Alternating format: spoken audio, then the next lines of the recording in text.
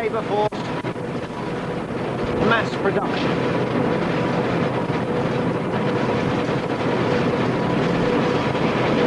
Yet these machines are performing one of the oldest manufacturing processes known to man. So old that we don't know where it started or when. You see, what these machines are doing is spinning.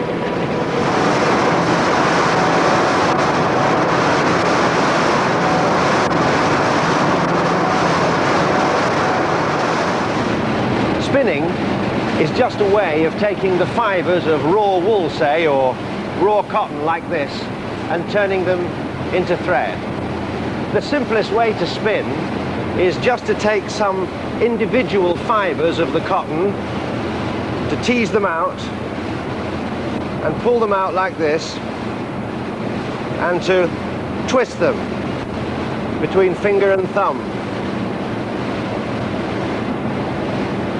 There.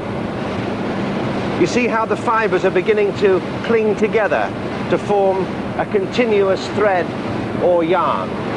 And it's from yarn that we make cloth. Spinning was one of man's earliest discoveries, but there was a problem. It takes hours and hours to produce enough yarn for even a small piece of cloth. We needed to invent a piece of machinery to help us. And here it is, the spinning wheel. The spinner's left hand still draws out the fibres, but the wheel is turning a pulley that turns the spindle. The fibres fall off the end of the spindle, and that puts in the twist.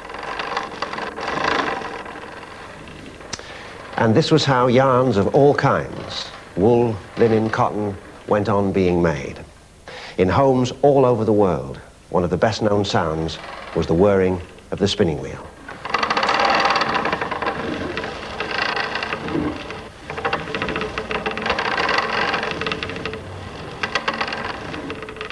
And nearby, the clanking of the loom as the weaver passed the shuttle carrying the yarn of the weft through the up and down threads called the warp to make cloth. But about 200 years ago, our population began to grow faster and faster, and so did our trade overseas. So we needed more of everything, including cloth. We needed a better weaving machine. All sorts of people tried to invent one. One of the most successful was John Kay, who invented this device in 1733, the flying shuttle. Instead of passing the shuttle across by hand, the weaver now pulled a handle, or picking peg. The picker, a sort of hammer, sends the shuttle which carries the warp flying across the loom and through the threads of the weft.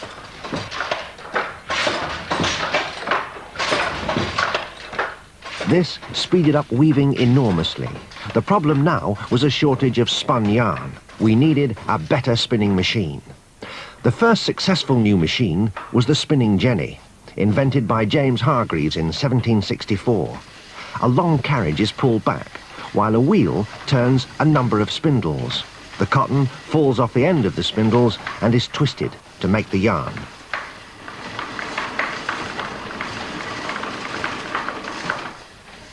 The carriage returns, and the spun yarn is wound onto the spindle.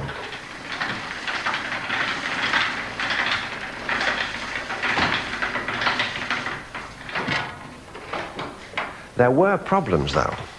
The jenny was difficult to operate, so it required a highly skilled worker. And the thread it made was not really strong enough to form the warp, the up and down threads. It tended to snap. So the search for a better and simpler way of spinning went on. And the man who found it was a sharp-witted barber and wig maker from Preston in Lancashire. Richard Arkwright, peruke maker, hair cutter, in the neatest and best fashion. As Arkwright travelled around Lancashire buying hair for his perukes or wigs, he heard a great deal of talk about the shortage of yarn. He soon realised that there was a fortune waiting for the man who could come up with an efficient, easy-to-operate spinning machine. And that man, he decided, was going to be Richard Arkwright. He borrowed An idea from here, another from there, added one or two of his own, and came up with his own spinning frame. And this is a replica of the machine he built and patented in 1769. But here is the real thing, an original working machine, Arkwright's spinning frame. The machine was power-driven. The cotton was drawn through 3 carefully spaced rollers and a set of flyers or spindles put in the twist. The machine worked, and it didn't need a skilled operator. It's now that the big difference between Arkwright and the other cotton inventors begins to show itself. He was a much better businessman. Instead of starting to turn out small versions of his frames for people to use in their homes, like Hargreaves had done with the spinning jenny, Arkwright dreamt of rivers of yarn, pouring from dozens, hundreds of his machines, all under one roof and all driven by power. In fact, what he wanted to build was a factory. To do that, he needed money. He had to find a backer. And to do that, he left Lancashire and went down across the Midlands to Nottingham. In Nottingham and Derby, there was a huge stocking-making industry.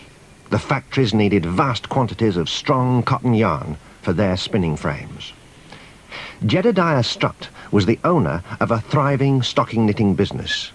Strutt and Arkwright became partners. With Strutt's money, they set up a workshop in Nottingham, getting their source of power from horses. But horses weren't good enough for Arkwright and Strutt. They wanted to put more frames side by side. They needed something stronger than horsepower. So Arkwright moved north to a village in Derbyshire called Cromford. Here, there was a stronger source of power available: water.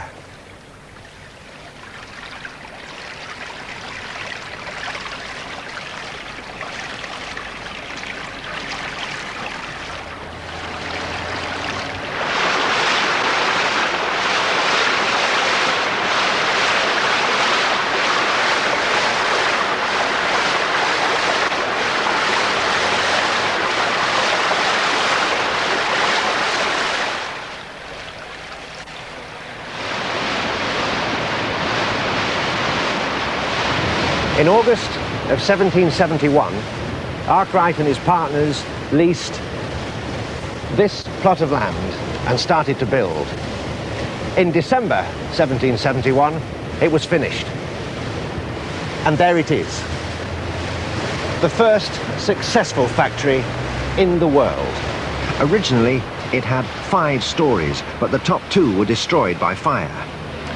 To get a clearer picture of what it was like, we need to move a couple of miles up the road to a later and undamaged mill, the Harlem Mill at Wirksworth, which was also built by Arkwright. For most people in this area, these were the biggest buildings they'd ever seen in their lives.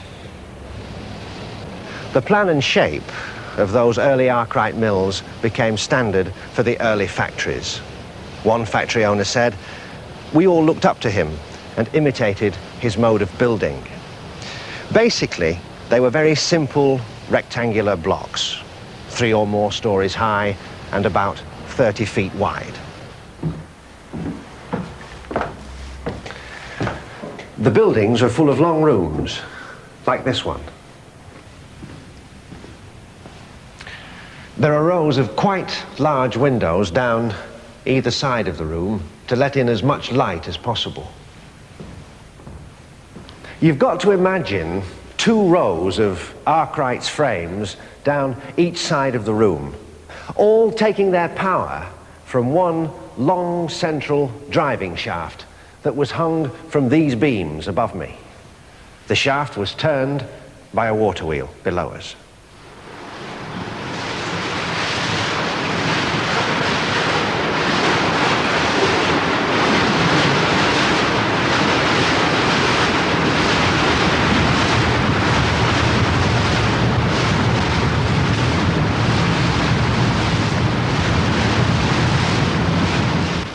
Cromford's water wheels have long gone. One used to be over there, in that corner. You can still see where that pipe used to pour water onto the wheel to make it turn. The other wheel was over there, set into a pit at the end of the wall.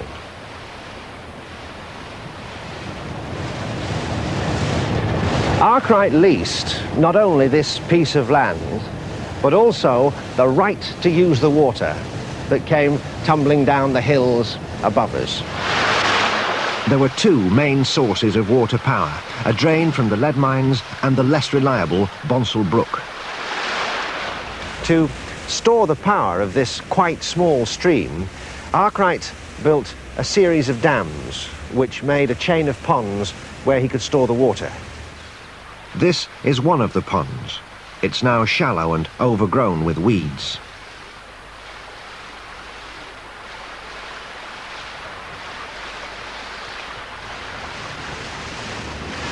The last pond is the biggest of all.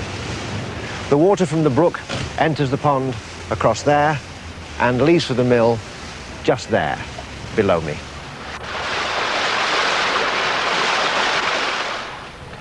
Before Arkwright came here, Cromford was an isolated hamlet. There were a few local people here already, mainly lead miners and their wives and children. Arkwright needed labour. Wanted at Cromford, in the county of Derby, weavers with large families. Likewise, children of all ages. Above 7 years old may have constant employment. Children of all ages. That reminds us that Arkwright's machines didn't need workers with strength and skill. The water wheels and the frames had that. All the worker had to do was keep an eye on things, nipping in when necessary to tie or piece together any broken thread. Nimble-fingered children could do that as well as adults, and they were a lot cheaper. The children and the adults were called to the mill by a bell which rang out over the village, and the mill worked day and night in 2 12-hour shifts. These cotton mills, 7 stories high and filled with inhabitants, remind me of a first-rate man of war.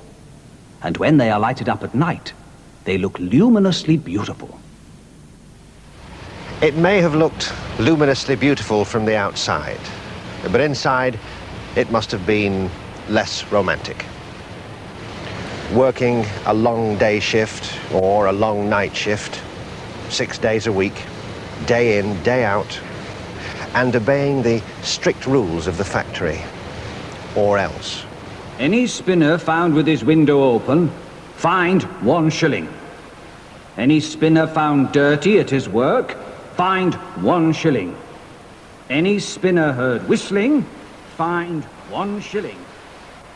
Weavers or spinners had always worked hard, but up to now they'd worked at home, and they'd set their own discipline.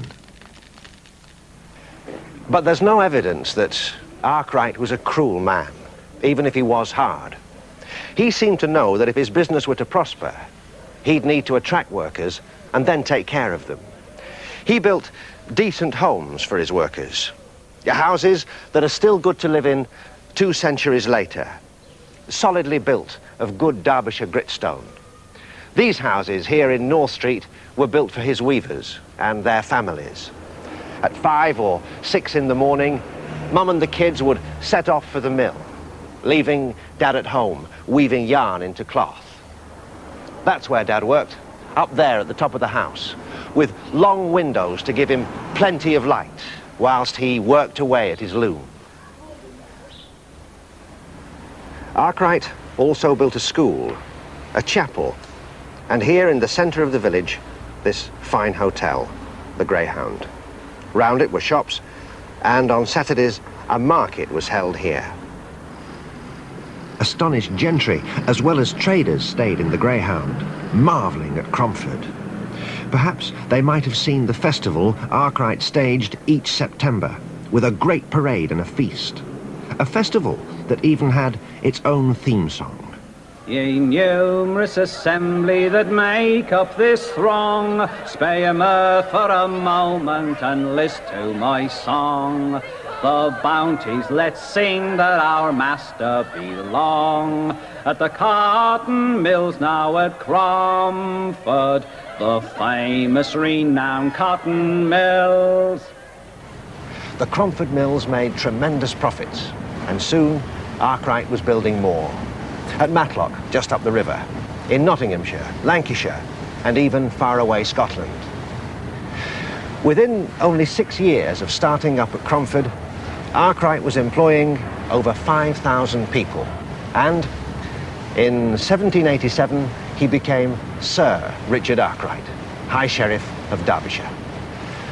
The barber and wig maker from Preston had come a long way, and he wanted everyone to know it. For years, he'd lived up there at Rock House, where he could look down on his mills. But now he decided it was time for something better. Gangs of men were set to work on this wooded hillside. They cut down trees and blasted away rocks to clear the ground for a fine new house. There it is, Willersley Castle.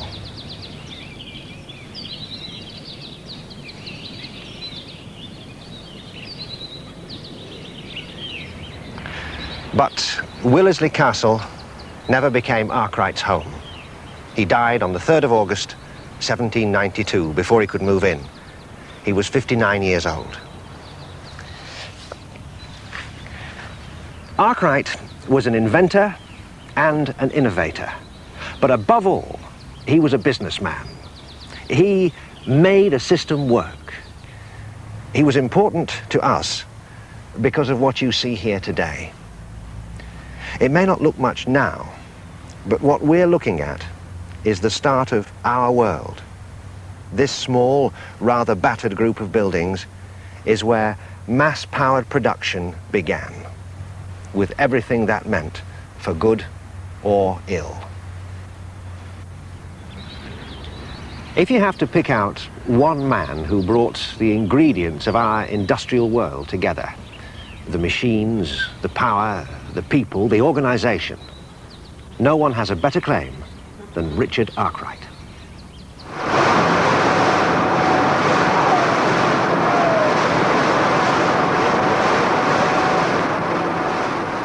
Ye hungry and naked, all hither repair. No longer in want, don't remain in despair. You'll meet with employment and each get a share. At the cotton mills now at Cromford, the famous renowned cotton mills. To our noble master a bumper then fill, the matchless inventor.